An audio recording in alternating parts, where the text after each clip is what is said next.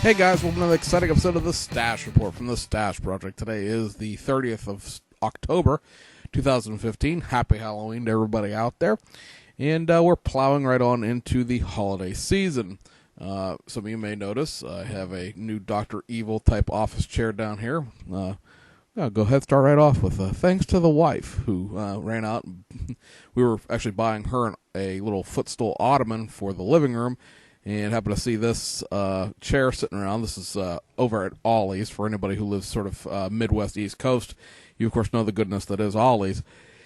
It's one of those chairs you're supposed to plug into your computer or your TV or DVD player, and has like speakers in it and stuff like that. And I really didn't need that part of it, but it's like a $70 wide load, you know, as in fat seated office chair. And you know, it does everything you want an office chair to do. I can lean back and take a nap. It's, you know, it's fantastic. So, you know, whether or not I'll ever plug this into my laptop to listen to the music, I probably not. But, you know, because actually I have to plug it into the wall to make the chair work.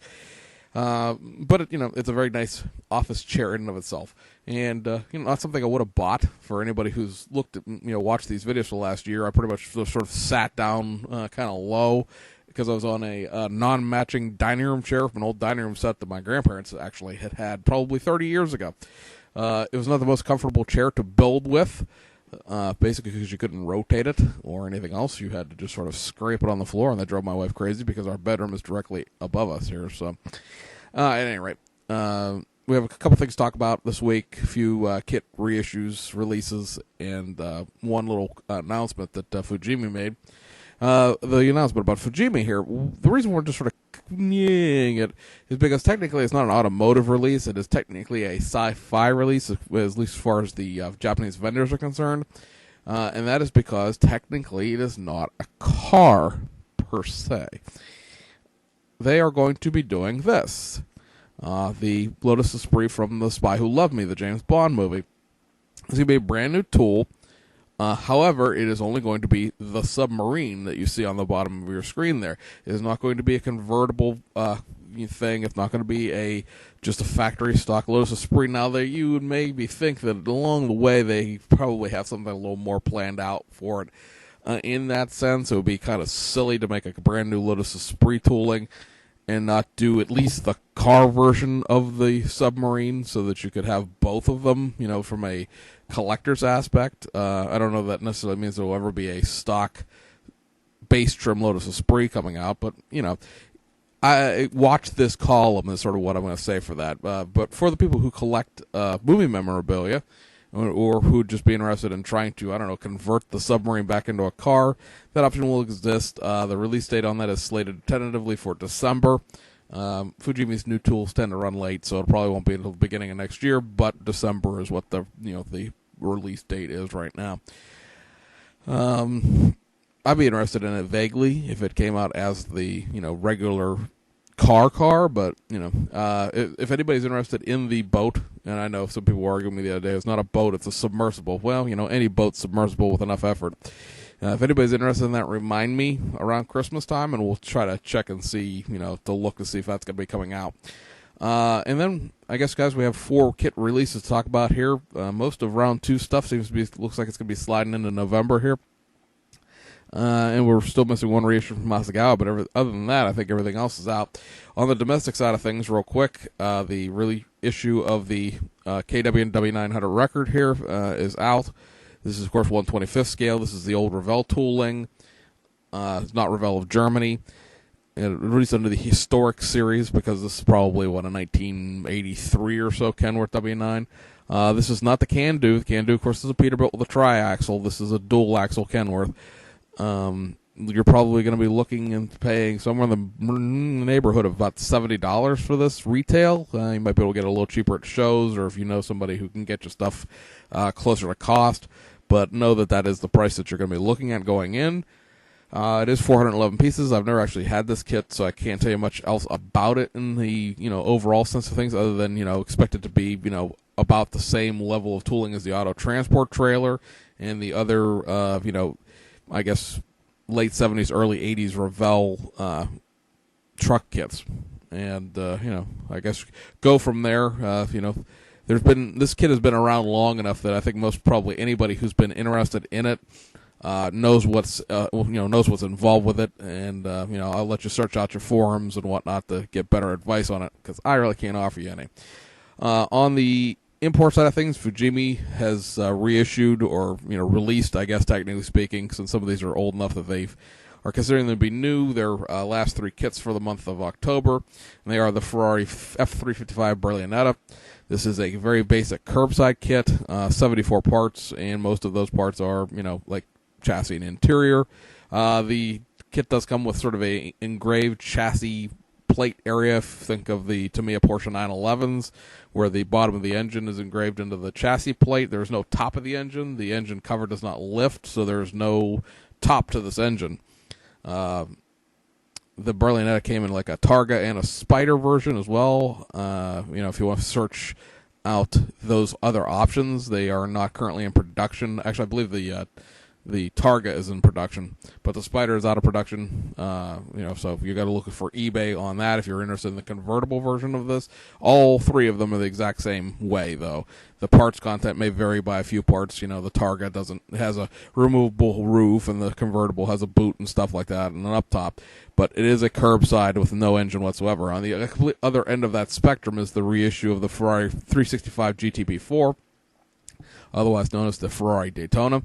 This, of course, is your option if you actually wanted to build this car. And a lot of people get into the monogram Miami Vice car and then are incredibly disappointed by what they're offered, not only because it's a 1980s monogram kit, which is not necessarily a bad thing in and of itself, but because that kit is a very, very accurate replica of the car from the TV show, which was, in fact, for most people who know, a rebodied Corvette.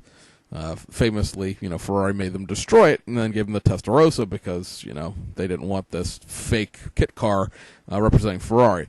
Guys, this is a reissue of the Enthusiast Series kit, so this is 210 pieces. It builds with every single part of this car. I don't know, the real car had 210 pieces. Full detail engine, transaxle, transmission, chassis. There are 2 wheel options here. You wire wheels like on the box art here, and for the people who remember the reissue of this kit, just came out at the beginning of this year, in the Circuit Wolf thing, it had sort of a chunkier 5-spoke Ferrari wheel that looks like it's something off, say, like an F50. It has those wheels as well. The spoked wheels, the wire wheels on this thing are 3 pieces. They're sort of a front, a back, and a middles to give you more of a sort of realistic, wire wheel pattern without it actually being like a solid one piece. All over, it's not like the GTO that came with the optional photo etch and turn metal lips for the wheels. It's not quite that far, but it's probably better looking than some of the options out there as far as wire wheels go. You can build this thing pre-1970 and post-1970. The pre-1970, of course, has those headlights that are behind the clear acrylic covers, which was then changed to the flip-up headlights that you see on the box art here, because in 1970 the United States decided to play wet blankie on everybody and tell you couldn't have composite headlights. You had to have sealed beams, and so they just sort of made the whole car that way rather than trying to offer 2 different versions of it, the way think of like Mercedes-Benz. A lot of Mercedes-Benz cars from the 70s and 80s look really great if you see the European versions. Then you get the United States version, and they have hideous, awful sealed beam headlights. So anyway, like I said, it's a reissue of the Enthusiast Series kit. It's coming in at like $16. $16. The Berlinetta was $11.20. So it's practically free for the Berlinetta. This is a really great price on the Enthusiast Series.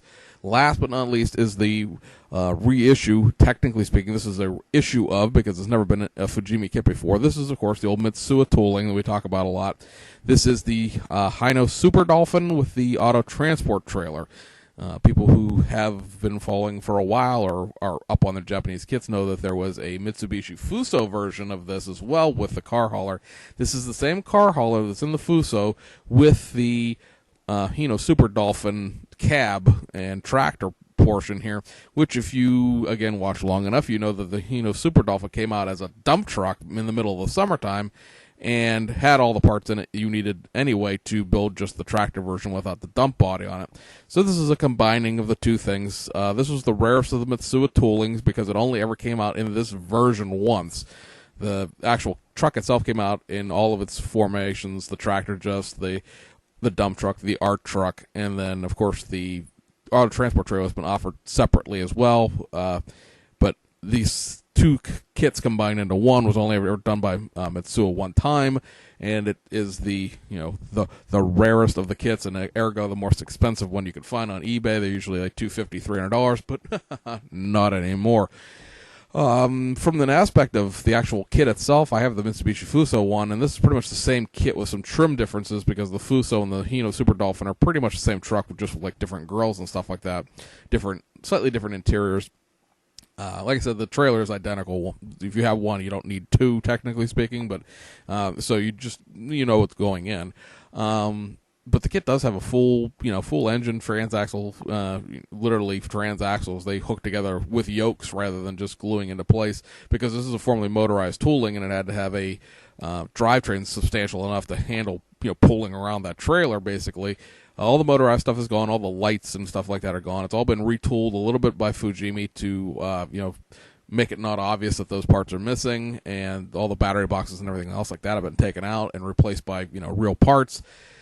Altogether, it's probably like 2 or 3 parts are missing and 2 or 3 parts were added. It's nothing substantial, but it does make it less obnoxious in the sense of it being a battery-powered car, like a lot of the older Fujimi and Aoshima, and to a certain extent old Tamiya kits are, where the battery boxes and stuff like that are still carried over. I like it just because it's the only 1/24 scale truck that was ever done by any Japanese company, the Super Dolphin and the Fuso. And it's, a great period piece if you want to have a car hauler full of 1970s, 1980s, Japanese vehicles. The price on this is running, I think, about $60. So actually, in the ironic sense, I suppose, you can get an entire tractor and trailer for about $10 less than you get that tow truck for. And the tooling has both been paid for about the same length of time. It is what it is. I mean, the only, I guess, substantial thing about it is you could probably pick up the Kenworth at your local hobby shop and not pay shipping and handling. On the other hand, you're going to have to obviously ship that car hauler from Japan, and it's going to cost you like $30 to ship it over here, because it's pretty big and pretty heavy. That, guys, is all we got for now. We'll see you guys a couple days for our November compilation video. We're basically waiting on Revell right now. I think I've got all round 2 stuff in, and all of the Asian stuff has been in, so just waiting on Revell like always. But anyway, guys, we'll catch you guys. See you on the other side.